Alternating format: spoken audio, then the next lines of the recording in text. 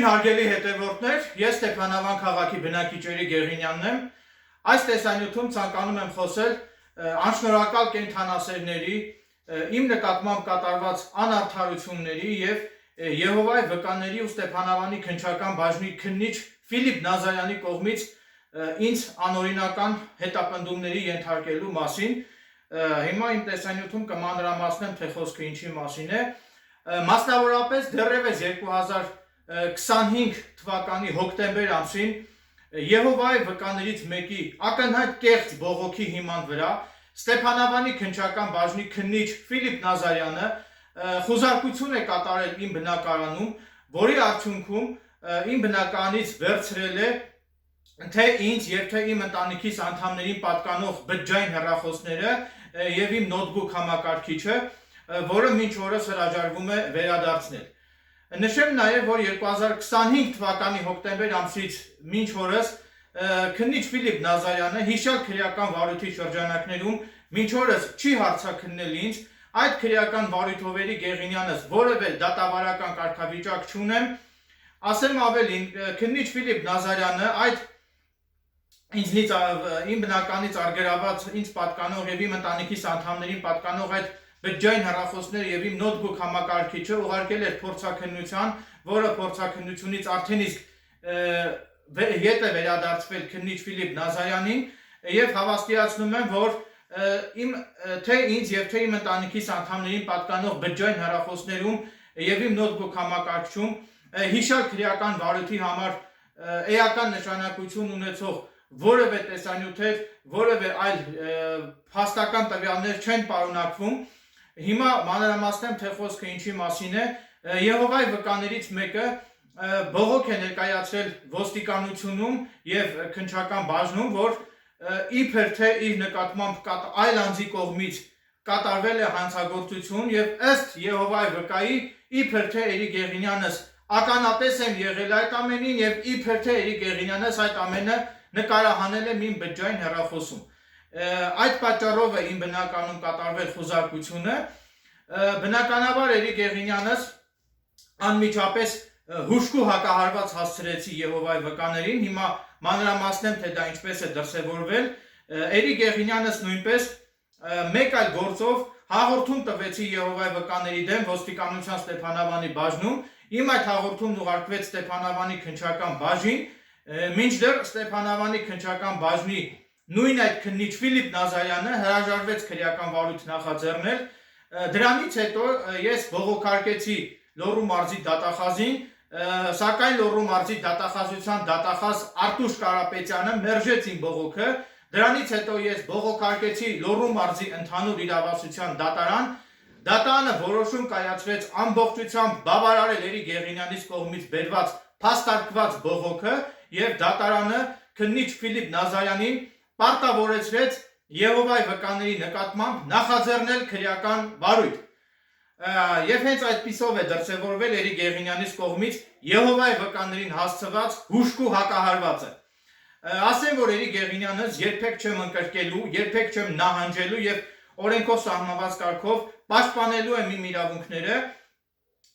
եւ ինձ հնարավոր չէ կոտրել, հնարավոր չէ իմ կամքը կոտրել։ Ես կրկնապատկված եռանդով ձեռնամուխ եմ լինելու բողոքներ գրել իմ իրավունքների պաշտպանության նպատակով, կրկնապատկված եռանդով ձեռնամուխ եմ լինելու բողոքներ գրել թե Ստեփանավանի քննչական բաժնի քննիչ Ֆիլիպ Նազարյանի եւ թե Եհովայի վկաների դեմ։ Նաեւ նշեմ, որ ես ապօրինի հետապնդումների եմ ենթարկվում Եհովայի վկաների եւ Ստեփանավանի քննչական բաժնի քննիչ Ֆիլիպ Նազարյանի կողմից։ Ինչպես արդեն նշեցի, Էրի Գեղինյանս Եհովայի վկայի նկատմամբ կատարված որևէ ենթադրյալ հանցագործության ականատես չեմ եղել եւ առավել եւս իմ բջջային հեռախոսով չեմ նկարահանել այդ Եհովայի վկայի նկատմամբ կատարված ենթադրյալ հանցագործությունը եւ հավաստիացնում եմ, որ իմ բջջային հեռախոսում այդ գործի համար որևէ էական նշանակություն ունեցող որևէ տեսանյութեր չեն պարունակվում։ Նաեւ նշեմ, որ Ստեփանավանի քննչական բաժնի քննիչ Ֆիլիպ Նազարյանը, ինչպես արդեն նշեցի, դեռևս 2025 թվականի հոկտեմբեր ամսին առավոտյան ժամը 6-ին ներխուժել էր իմ բնակարան եւ ավերածություններ են կատարել իմ սենյակում, ամբողջ իմ փաստաթղթերը թափել են, իմ հագուստները, փաստաթղթերը թափել են հատակին եւ այդպես թողել հեռացել են, բնականաբար նորից եմ կրկնում, որևէ գործի համար նշանակություն ունեցող ոչինչ չի հայտնաբերվել, ընդամենը վերցրել են իմ բջջային հեռախոսը եւ իմ ընտանիքիս անդամներին պատկանող բջջային հեռախոսները եւ ինչպես նաեւ իմ նոթբուք համակարգիչը եւ մինչ օրս հրաժարվում է վերադարձնել քննիչ Ֆիլիպ Նազարյանը, մինչ օրս հրաժարվում է ինձ եւ իմ ընտանիքիս անդամներին վերադարձնել ինձ պատկանող իմ բջջային հեռախոսը, ինձ պատկանող իմ նոթբուք համակարգիչը եւ իմ ընտանիքիս անդամներին պատկանող բջջային հեռախոսները եւ այդպիսով քննիչ Ֆիլիպ Նազարյանը նպատակ է հետապնդում վրեժխնդիր լինել ինձնից իմ կողմից իր դեմ պարբերաբար բողոքներ գրելու համար։ Սա ես դիտում եմ իմ անձի նկատմամբ կատարվող հաշվեհարդար վրեժխնդրություն։ Վարչապետ Նիկոլ Փաշինյանը իր նախընտրական ելույթներում մշտապես բարձրաձայնում էր, որ ինքը միջոցները ձեռնարկելու, որպեսզի բոլոր ոլորտներում, հատկապես դատաիրավական համակարգում, քննչական համակարգում, դատախազական համակարգում արդարություն լինի, մինչդեռ արդարություն չկա, թե քննչական համակարգում, թե դատախազությունում, թե դատաիրավական համակարգում չկա արդարություն, համենայն դեպս իմ նկատմամբ չի դրսևորվում այդ արդարացի մոտեցումը, նաև նշեմ, որ մարդը իր ամբողջ կյանքի ընթացքում ձգտում է արդարության, մինչդեռ իր ամբողջ կյանքի ընթացքում մարդը զուրկ է լինում արդարությունից, նաև ցանկանում եմ նշել, որ հետևյալ հանգամանքների մասին, որ դրանից հետո, երբ որ քննիչ Ֆիլիպ Նազարյանը ինձնից արգելավեց իմ բջջային հեռախոսը, դրանից հետո ես ձեռքի վրայից էժան մատչելի գնով գնեցի մեկ այլ հեռախոս եւ օգտագործում էի իմ այդ հեռախոսը, ինչպես արդեն գիտեք, ես բլոգեր եմ, հանրության շրջանում հայտնի եմ որպես բլոգեր, ունեմ YouTube-յան ալիք եւ իմ YouTube-յան ալիքով պարբերաբար բարձրաձայնում եմ հասարակությանը մտահոգող հիմնախնդիրների մասին, այնպես որ այդ հանգամանքով պայմանավորված ինձ շատ շտապ անհրաժեշտ է որակյալ բջջային հեռախոս, որպեսզի ես կարողանամ իմ YouTube-յան ալիքը զարգացնելու համար նկարահանել որակյալ տեսանյութեր, ինչևիցե ես քննիչ Ֆիլիպ Նազարյանի կողմից իմ բջջային հեռախոսը խոզարկության ժամանակ իմ բնականից արգելավելուց հետո ես ինչպես արդեն նշեցի ձեռքի վրայից գնել էի մատչելի գնով գնել էի հեռախոս եւ օգտագործում էի այդ հեռախոսը մինչդեռ օրեր առաջ իմ այդ հեռախոսի պրոցեսորը վառվեց ես այդ իմ բջջային հեռախոսը տարա Վանաձոր քաղաքում գտնվող բջջային հեռախոսների վերանորոգման կետ խնդրեցի որ փոխեն իմ այդ բջջային հեռախոսի պրոցեսորը եւ աշխատակիցը, այսինքն հեռախոսի վերանորոգմամբ զբաղվող այդ աշխատակիցը պահանջեց, որ դրա համար ես պետք է իրեն վճարեմ 20,000 դրամ։ Բնականաբար օգտագործված հեռախոսը այդպես նպատակահարմարել չի օգտագործված հեռախոսի պրոցեսորը փոխելու համար վճարել 20,000 դրամ, ավելի նպատակահարմար է, որ այդ 20,000 դրամը ենթադրենք ես վճարեմ մեկ ուրիշին եւ ելի ձեռքի վրայից գնեմ էժան հեռախոս, ինչևիցե, քանի որ իմ բջջային հեռախոսում, որը որ հիմա փչացել է պրոցեսորը, այդ հեռախոսում կան իմ YouTube-յան ալիքում տեղադրվելու ենթակա տեսանյութեր, այդ իսկ պատճառով անհրաժեշտ է, որ ես իմ բջջային հեռախոսը վերանորոգեմ, որպեսզի այդ տեսանյութերը չկորչեն իմ բջջային հեռախոսից։ Այս պահի դրությամբ ես անկեղծ ասած ես չունեմ այդ 20,000 դրամը, ես դիմեցի իմ ծանոթ կենթանասեր մտերիմներից մեկին, ում ես ժամանակին բավականին շատ իրավաբանական հարցերում աջակցել եմ, օժանդակել եմ, օգնության ձեռք եմ մեկնել, դիմեցի այդ կենթանասեր աղջկան, խնդրեցի մինչև սեպտեմբերի վերջ, այսինքն 2 ամիս վերադարձնելու պայմանով, 2 ամսվա ընթացքում վերադարձնելու պայմանով խնդրեցի ինձ տրամադրել ժամանակավոր պարտքով տրամադրել 20,000 դրամ, որպեսզի ես կարողանամ վերանորոգել իմ բջջային հեռախոսը, սակայն այդ կենթանասեր աղջիկը ասեց, որ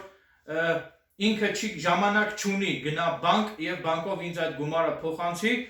այդպիսի պատասխան ստացա ես այդ աղջկանից, որը հավասարազոր է, այսինքն հավասարազոր է ինձ չօգնելուն։ Այդ կապակցությամբ ցանկանում եմ նշել, որ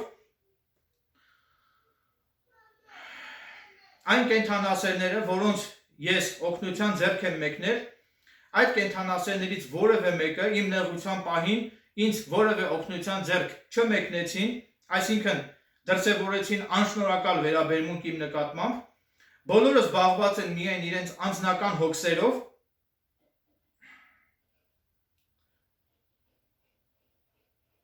բայց ընկերները մեկ օրվա համար չեն,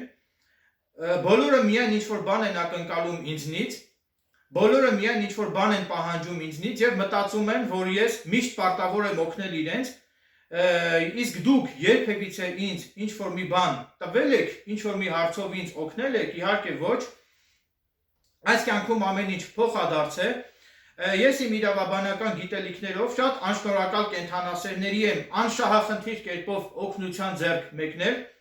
առանց որևէ նյութական ակնկալիքի, բայց որոշ մարդիկ այդպես էլ չգնահատեցին իմ նվիրվածությունը,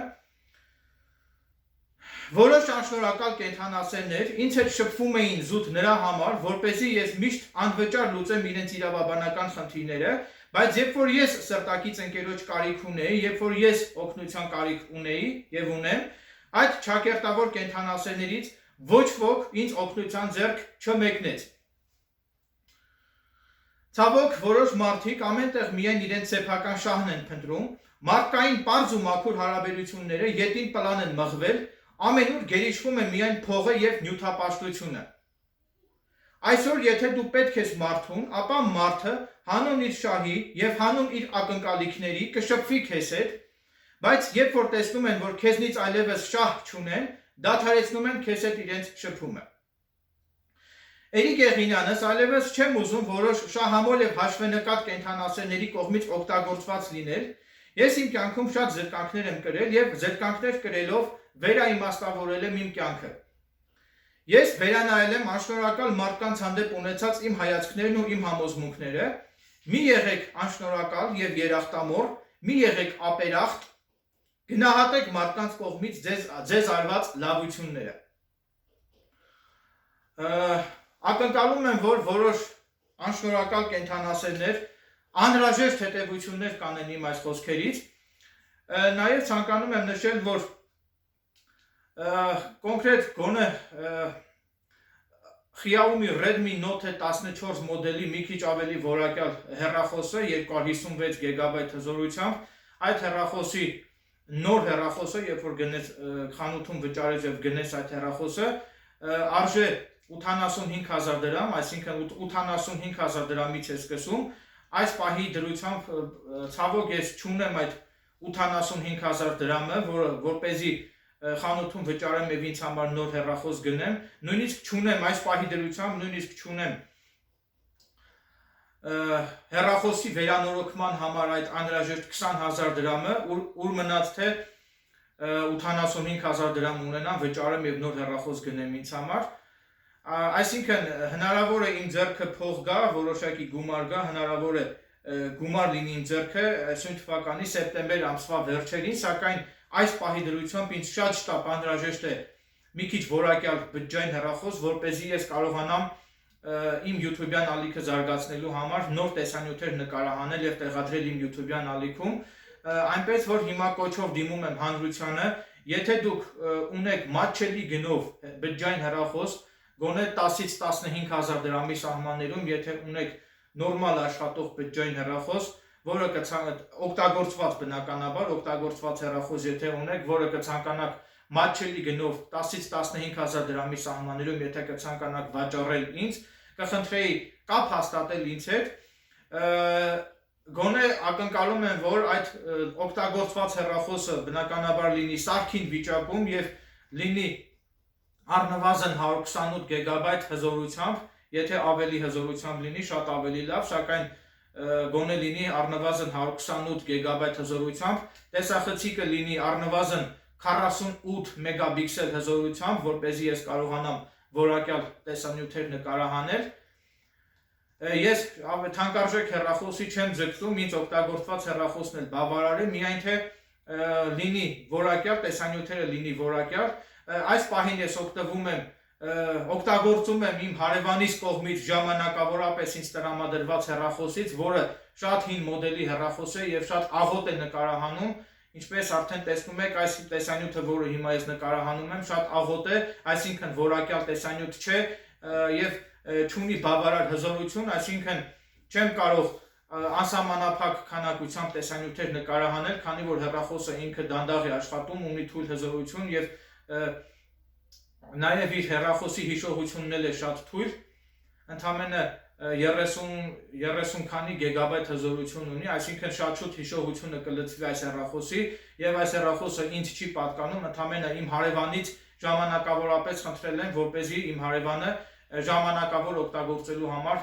ինձ տրամադրի իր հեռախոսը եւ հարևանս չի մերժել, այսինքն հիմա ես ժամանակավորապես օգտագործում եմ իմ հարևանից կողմից ինձ տրամադրված հեռախոսը, այսպես մանրամասն հանգամանալից ամեն ինչի մասին խոսում եմ, որպեսզի իմ հետևորդները եւ հանրությունը պատկերացում կազմեն իրավիճակի մասին։ Նորից եմ կրկնում, եթե դուք ունեք օգտագործված հեռախոս, որը որ կհամապատասխանի քիչ առաջ իմ տեսանյութում հնչեցված իմ հեռախոսին առաջադրվող պայմաններին, եւ եթե կցանկանաք մատչելի գնով 10-ից 15,000 դրամով վաճառել ինձ այդ հեռախոսը, կխնդրեի կապ հաստատել ինձ հետ։